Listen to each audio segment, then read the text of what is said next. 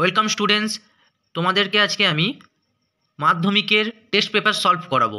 Physical সায়েন্সের সমস্ত অঙ্ক সলভ করাবো। শুধু 266 পেজ যা অঙ্ক আছে ফিজিক্যাল সায়েন্সে সমস্ত অঙ্ক সলভ করাবো। তোমরা যদি নতুন হয়ে থাকো এই চ্যানেলে, তাহলে এই চ্যানেলকে সাবস্ক্রাইব করে দিও এবং একটি লাইক করে দিও। ভিডিওটি ভালো লাগলে বন্ধুদের মাধ্যমে শেয়ার করে দিও। কোনো কিছু অঙ্কতে বুঝতে অসুবিধা হলে কমেন্টের মাধ্যমে জানিও। চলো শুরু করা যাক অঙ্কগুলো। 3 দাগের 2 অঙ্কটি দেখো, খাতায় করছি, তোমরা বুঝে খাতায় থেকে তুলে নাও। তাহলে 64 গ্রাম ইন্টু আর এর মানটি আমি বলে দিই 0.082 গুণ টি এর মান আমরা জানি যে 300 কেলভিন।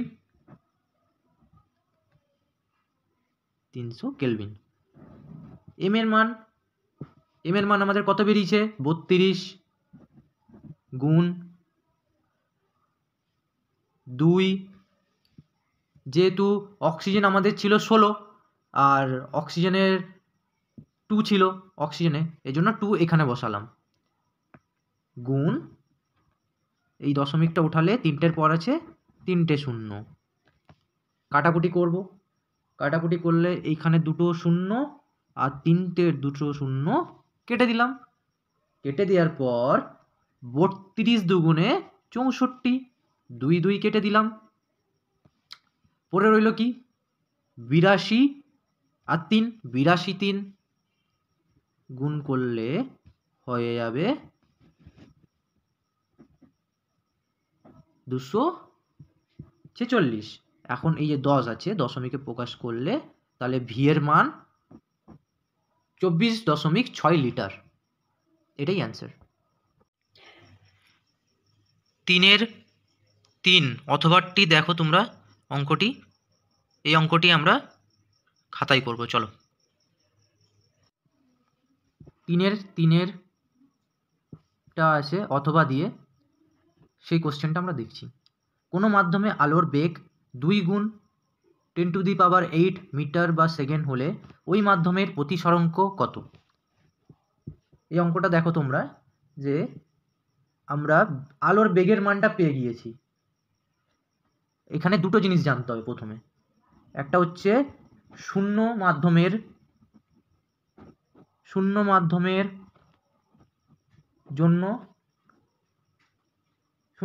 জন্য কি না, শূন্য মাধ্যমের জন্য থাকে সি সমান 3 গুণ 10⁸ মিটার বা সেকেন্ড, এটা থাকে। আর একটা হচ্ছে আলোর মাধ্যমের জন্য, আরেকটা হচ্ছে আলোর মাধ্যমের জন্য। এর মানটা তো বইয়ে দেওয়াই আছে, ভি সমান 2 গুণ 10⁸ মিটার বা সেকেন্ড। এই দুটি মাধ্যম আমরা বের করলাম, দুটির মান লিখে নিয়েছি। শূন্য মাধ্যমের জন্য এর মানও লিখে নিয়েছি, আলোর মাধ্যমের জন্য মান লিখে নিয়েছি। এরপরে দেখো তোমরা প্রতিসরাঙ্ক মানে হচ্ছে মিউর মান বের করতে বলেছে। তাহলে মিউর সূত্রটি কি? মিউর সূত্রটি হলো মিউ সমান সি বাই ভি। এর মানটি আমরা লিখে নেব। তাহলে হবে মিউ সমান 3 গুণ 10⁸ মিটার পার সেকেন্ড। আবার ভি এর মান কি আছে না 2 গুণ 10⁸ মিটার পার সেকেন্ড কেটে গেল, 10⁸ কেটে গেল। পরে রইল কি? পরে রইল হচ্ছে সমান 3/2। 3/2কে ভাগ করব, 3/2কে ভাগ করব। তাহলে ভাগ করলে হয়ে যাবে 2 1 2, 1 নামলো, দশমিক দিয়ে এখানে শূন্য দিলাম, 2 5 10। তাহলে এর অ্যান্সার হয়ে গেল হচ্ছে 1.5। এটাই অ্যান্সারের। 3 4 অঙ্কটি চলো খাতায় করা যাক। 3-এর দিকে 4-এর অঙ্কটি দেখো, 220 ভোল্ট 60 মানে ওয়েট ও 110 ভোল্ট 60 ওয়েট বাতি দুটি রোধের অনুপাত নির্ণয় করো। তাহলে এইটি দেখো, দুটি বাতি আছে এর মধ্যে, এই একটি বাতি, এই একটি বাতি, তাহলে এই দুটি বাতি আমাদেরকে নির্ণয় করতে হবে। তাহলে লিখে নিই আমরা যে ভি সমান সমান, এই যে একটি বাতি আমরা লিখে নিই 220 ভোল্ট, পি হচ্ছে সমান সমান 60, কিসের মান বের করতে বলেছে না আর এর মান বের করতে বলেছে, R1 এর মান বের করতে বলেছে। আর এই পাশে লিখে দেব ভি সমান সমান 110 ভোল্ট, পি সমান সমান 60, এখানে R2 এর মান নির্ণয় করতে বলেছে। তাহলে এই দুটি মান নির্ণয় করতে বলেছে, এর এখানে সূত্র বসবে হচ্ছে V2/P, এর এখানে সূত্র বসবে, সরি এখানে R1 হবে একটা, আর এখানে হবে R2 সমান সমান V2/P, এটি সূত্র দ্বারা প্রকাশ করলাম। এরপরে মানগুলো আমরা লিখে ফেলি, তাহলে মানগুলো দেখো, R1 সমান সমান V2 এর মান কি আছে এখানে 220 গুণ 220 বাই 60, আর এখানে কি হয়ে যাবে, এখানে R2 সমান সমান V2 মানে 110কে দুবার লিখতে হবে, 110 গুণ 110 লিখে ফেললাম। এরপরে পি এর মান হচ্ছে 60, হয়ে গেছে মান লেখা। এরপরে হচ্ছে তোমরা দেখো লিখবো যে এরপরে প্রশ্নানুসারে,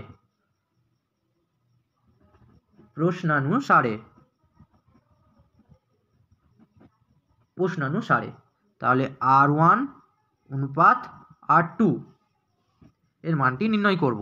এর মানটি নির্ণয় করলে হবে সমান সমান 220 গুণ 220 বাই 60 অনুপাত 110 গুণ 110 বাই 60। তো এটা কাটাকুটি করা যাক, এইখানের একটা শূন্য, এইখানের একটা শূন্য কেটে গেল, এইখানের একটা শূন্য, এইখানে একটা শূন্য কেটে গেল, 60 কেটে গেল, 11 দুগুণে 22, 11 দুগুণে 22 হয়ে গেল, এখানে কিছু নেই মানে 1 আছে, তাহলে এখানে পড়ে রইল তোমার হচ্ছে 2 দুগুণে 4 অনুপাত 1, এটি হলো R1 ও R2 এর অনুপাত।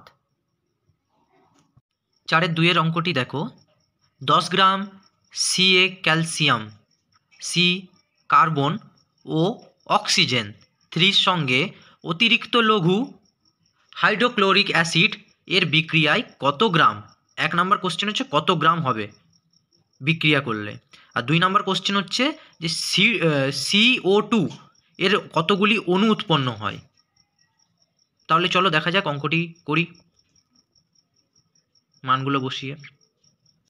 তাহলে 4-এর 2-এর দাগের অঙ্কটি আমরা তুলে নিয়েছি, ক্যালসিয়াম কার্বনেট দিয়ে যেগুলো মান দেওয়া ছিল সেগুলো সব তুলে নিয়ে নিন। আচ্ছা, এরপরে সিএ মানে হচ্ছে ক্যালসিয়াম,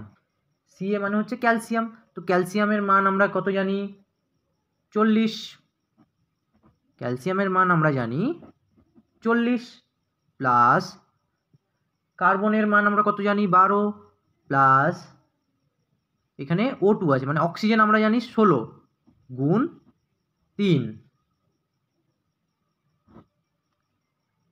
এই মানটি যোগ করলে হচ্ছে 100 গ্রাম, যোগ করে গুণ করবে তোমরা, এখানে 100 গ্রাম হচ্ছে। এরপরে নেক্সট ধাপ হচ্ছে এই পাশে, এখানে কার্বনের মান 12 প্লাস অক্সিজেনের মান তোমরা কি জানো এখানে কত হবে, অক্সিজেনের মান হচ্ছে এখানে কত 16 প্লাস গুণ 2, আচ্ছা, এখানে কত হবে? 16 দুগুণে 32, 12 44 গ্রাম হলো। এরপরে হচ্ছে দেখো তোমরা খুব ইজিলি ভাবে অঙ্কটি বোঝার চেষ্টা করো। দেখো তাহলে অতএব 100 গ্রাম ক্যালসিয়াম কার্বন অক্সিজেন 3 থেকে উৎপন্ন হয় 44 গ্রাম CO2 উৎপন্ন হয়।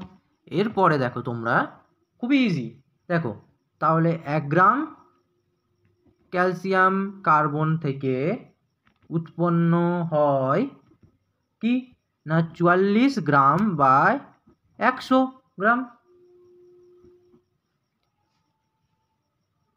তাহলে তোমরা দেখো যে আমরা জানি যে এখানে তোমাদেরকে যে তাহলে 10 গ্রাম থেকে উৎপন্ন হয়, তাহলে 44 ইন্টু 10 বাই 100, একটা শূন্য কেটে দিলাম, এর একটা শূন্য কেটে দিলাম, কেটে দেওয়ার পর পরে রইল কি না 44/10, এটা হয়ে যাবে 4.4 গ্রাম।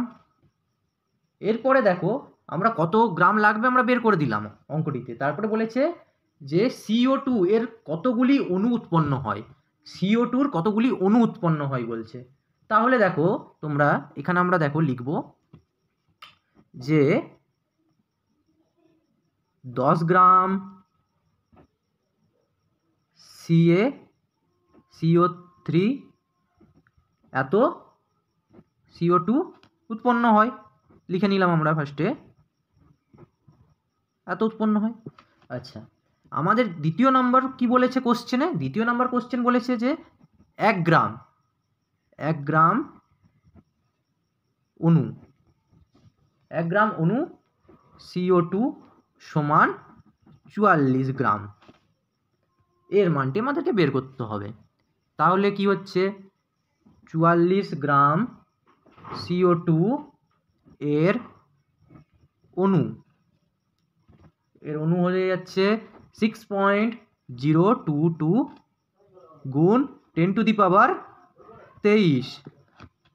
তাহলে 1 গ্রাম কার্বন ডাই এর অণু পেলে তোমার হয়ে যাচ্ছে এত 6.022 গুণ 10⁻23/44।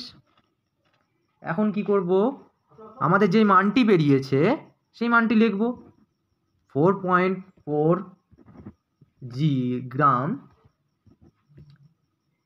এত অণুগুলি হলো। তাহলে 6.022 গুণ 10⁻23 গুণ, এখানে গুণ কি হয়ে যাবে? তাহলে এখানে গুণ হয়ে যাবে হচ্ছে 4.4, এখানে গুণ হয়ে যাবে 4.4। এরপরে কি হবে, নিচে দেখো তোমরা বসিয়ে দেব, এখানে কি না 44 গুণ, এখানে দশমিকটা উঠিয়ে দিব, তাহলে একটার পরে আছে মানে 10 হবে।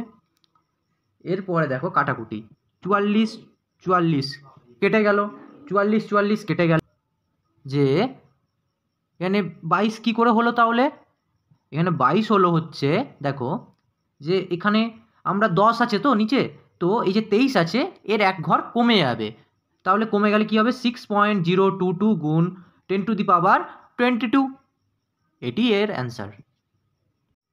4-2 অথবাটি দেখো, উৎপত্ত লোহার উপর দিয়ে স্টিম চালনা করলে ফেরোসোফেরিক অক্সাইড ও হাইড্রোজেন উৎপন্ন হয়। এক্ষেত্রে 8 মোল হাইড্রোজেন উৎপন্ন করতে কত গ্রাম লোহা প্রয়োজন হবে? এফির মান 56 দিয়ে দিয়েছে। তাহলে চলো আমি এর মানগুলো এবং এর সংকেতগুলো বসিয়ে অঙ্কটি শুরু করি। চলো খাতায় করা যাক অঙ্কটি। 4-2 অথবাটা দেখো, আমি অঙ্কটি টুকে নিয়েছি, ঠিক আছে? তো দেখো এর অঙ্কটি যে 4 মোল H2+ উৎপন্ন করতে লোহা লাগে, লোহা লাগে কত না 3 মোল, লোহা লাগে 3 মোল, লোহা লাগে 3 মোল, ঠিক আছে। আচ্ছা, এরপরে দেখো যে তাহলে 8 মোল H2 উৎপন্ন করতে লোহা লাগে, তাহলে কত হবে? তাহলে দেখি, উৎপন্ন করতে লোহা লাগে 3/4 গুণ 8 মোল। তাহলে অতএব 1 মোল লোহা সমান সমান 56 গ্রাম লোহা। তাহলে 6 মোল লোহা